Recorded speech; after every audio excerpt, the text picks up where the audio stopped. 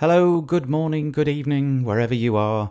This is the WP Builds newsletter number 9, entitled Gutenberg Off, Dead Page Builder, and Chrome Stops Annoying Videos. It came out on Monday, the 23rd of April, 2018, and it covers the week commencing the 16th of April, 2018. So, without further ado, actually, there is a little bit of an ado. Just very quickly, just to mention that I started a Slack channel. Never really been into Slack before, but I started a Slack channel, and we've already got about 30 or 40 people in there. But if you don't use Facebook and you'd like to communicate with our audience, then go to wpbuilds.com/Slack. And you can join. That's an open invite link. The next thing to say is, I've been saying it for a few weeks, but it's still out there. This code is still working. So if you're into main WP for controlling all of your websites, it's a bit like managed WP, that kind of thing, but it's self-hosted. 25% off with the offer code WP Builds, no spaces, all capital letters. Right, okay, let's get into the news this morning. So Gutenberg 2.7 has been released, and it now finally adds the ability to edit permalinks. You know, we've had this for ages in WordPress, but now it's made it into the Gutenberg 2.7 channel, so that's quite nice.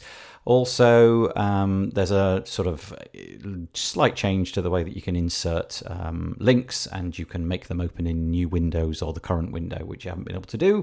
So there we go. There'll be a little bit more about Gutenberg, later on. I'm going to talk now about Defender, which is WPMU Dev's security plugin. If you're a user of that, it's been updated this week so that you can enforce two-factor authentication, and you can mask the login screen. So you can put WP-admin, if you like, if that's what you use. You can put that just about anywhere else. It's security through obscurity. It's not ideal, but the enforced two-factor authentication for every single user, I think that's quite a good one in this day and age. Okay, the next one is the fact that Elementor Pro 2.0 has come out, and we've got the theme builder. So this allows you to use Elementor, the page builder, to do a whole load more. So for example, you can add headers and footers, you can add archives and singular pages, and there's a whole load of blocks and conditional stuff that you can use. I've been using Beaver Builder's Beaver Themer for a little while, and it seems to offer a very similar array of functionality. Basically, if you're an Elementor user, it's all rolled into your price, and you can put in dynamic content. So it's a real step forward for Elementor. So if you're a user of that plugin, go check it out, because it's going to be really revolutionizing all of the possibilities of what you can do. Brilliant. Okay, the next one is to say that plugins hosted on WordPress.org can now no longer guarantee legal compliance. I think a few plugins kind of implied in the past that if you install this plugin and click this button, you are now compliant in this or this. Well, no longer. Plugins are not allowed anymore on the WordPress.org repo to say that they make anything legally compliant, because obviously that could be fraught with problems. Just to let you know, so if you see a GDPR plugin which says install this and you will be GDPR compliant, it's not true. I mean, it was never true anyway. Okay, a friend of mine, Devinder, has a course. If you're a Beaver Builder user, he's got the Mastering Beaver Builder course. He's a bit of an expert with Beaver Builder. He's been producing content and the Pro Beaver website and a weekly newsletter about Beaver Builder for years and years. And he's got a course, and if you click on the link, you will get $100 off. It's normally $247, and it's down to $147, but only for a few days. So if you're into mastering Beaver Builder, click on the link, and you can find out a little bit more about it and see whether it's for you. But certainly he's a good guy, and I would trust his stuff. Okay, the next thing is to say that WPMU Dev again, they've had a page builder for a while. It's been called Upfront, and basically it's had no traction, not really. And so they've decided to kibosh it. Kibosh is an English word, I think, meaning to get rid of, to remove, to destroy. So it's going the way of the dodo. Goodbye, Upfront. I can't say I'll miss you because I never really used you. So maybe time for those Upfront users to move on to something else. Okay. The next one now, who didn't see this one coming? This is from Atomic Blocks, and it's page building blocks for the new WordPress editor. In other words, Gutenberg blocks. So it looks kind of, this is exactly the sort of thing that we all knew was going to happen. It's a whole range of blocks. They've got things like the testimonials block, the inline notices, the author profile, the accordion, the drop caps, customizable buttons, spacer and divider, and a whole bunch of stuff coming soon.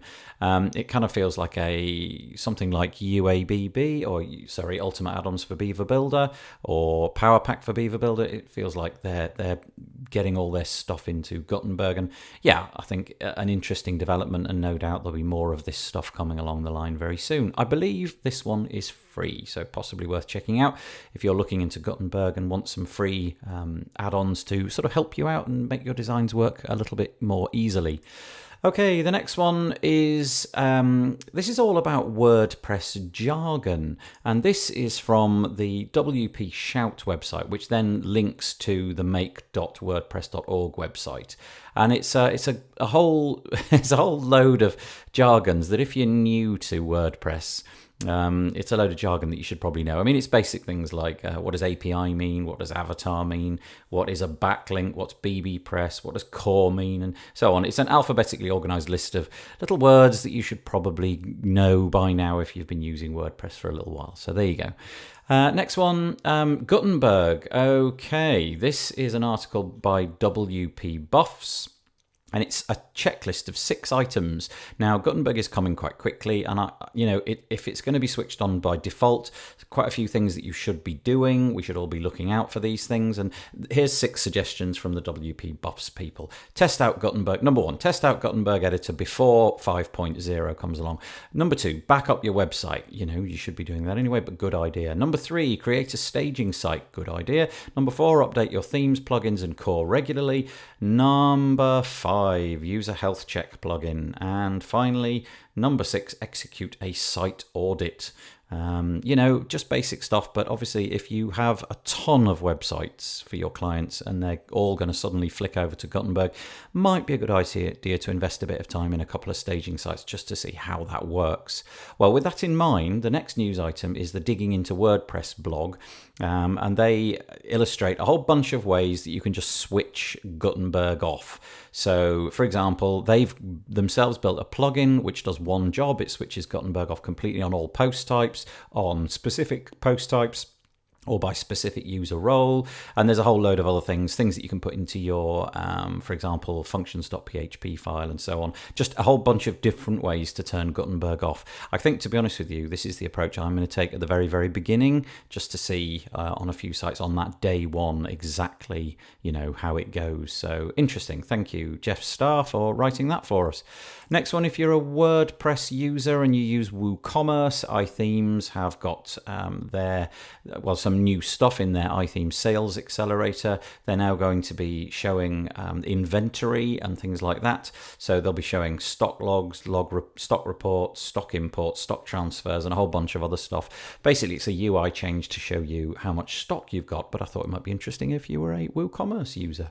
Okay, done with the WordPress stuff. Now a couple of other little things. If you've got kids or you fancy learning a bit of JavaScript in a real easy way, and you've got an Apple device or an Android device, they've released, that is to say Google have released an app called Grasshopper. And the idea is it teaches you to code, in this case specifically to code JavaScript. It looks really child friendly. So if you've got children who have aspirations for this kind of thing, it might be really good. It looks really fun, little simple tasks, and you get rewards, and it's very colourful and fun looking. So yeah, go check that out. And the last one today is that Google's Chrome is going to be preventing from 66, I think, Chrome version 66, so it's coming around very soon, videos with sound from autoplaying. If you don't have videos with sound autoplaying, you're fine. If they've got sound enabled, then they're going to be switched off. They're not going to autoplay. Chrome will be taking care of that, unless there's a bunch of conditions, unless the user has played this video before, unless the screen was clicked at some point during the browser session, or unless the video appears on a site that the user has added to their home screen or on mobile. So there you go. Yeah, interesting. I kind of concur. I think autoplaying videos with sound is a bit bad. It's fine if you just autoplay videos with the sound off. Nothing wrong with that. That'll keep going as normal, but not with sound. Right, there you go. That was me, Nathan Wrigley from WP Builds, giving you this week's news. I trust that you have a lovely, lovely week. Bye-bye for now, and we'll see you next week.